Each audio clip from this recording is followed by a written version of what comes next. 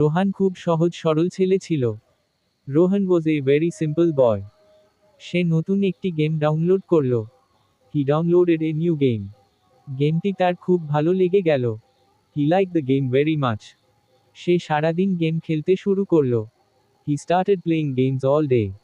গেমের প্রতি তার তীব্র আসক্তি জন্মালো। He developed a strong addiction to games. সে পড়াশোনা একদম বাদ দিয়ে দিল। He stop studying completely. সে রাতে ঠিকমতো ঘুমাতে পারত না। He could not sleep properly at night. তার চোখের নিচে কালি পড়ে গেল। Dark circles appeared under his eyes. সে বাবা মায়ের সাথে কথা বলতো না। He did not talk to his parents. বন্ধুদের সাথে মেশা সে কমিয়ে দিল।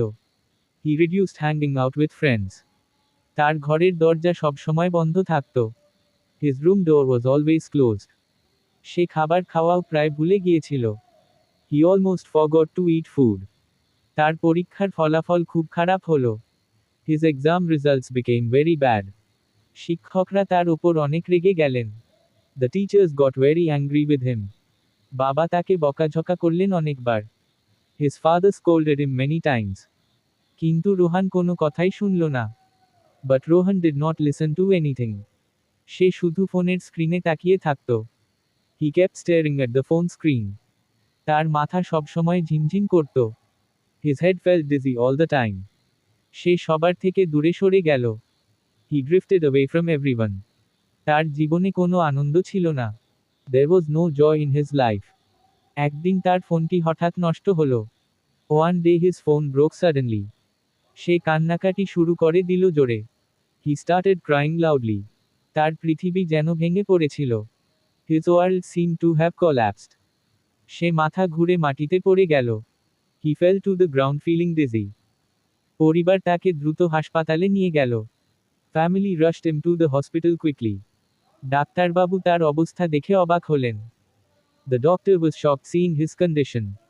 এটি ছিল প্রযুক্তির অতিরিক্ত ব্যবহারের ফল। This was the result of overuse of technology.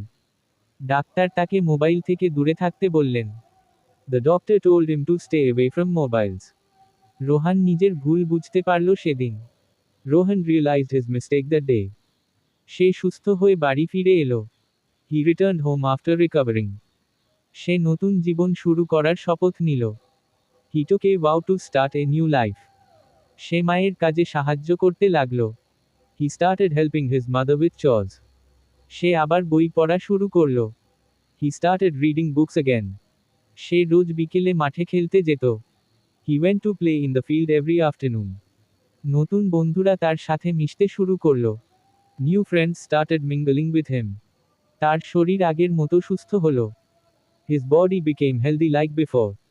মন থেকে তার আসক্তি কেটে গেল। The addiction faded away from his mind. সে বুঝতে পারল অতিরিক্ত সব কিছুই খারাপ। He realised everything in excess is bad.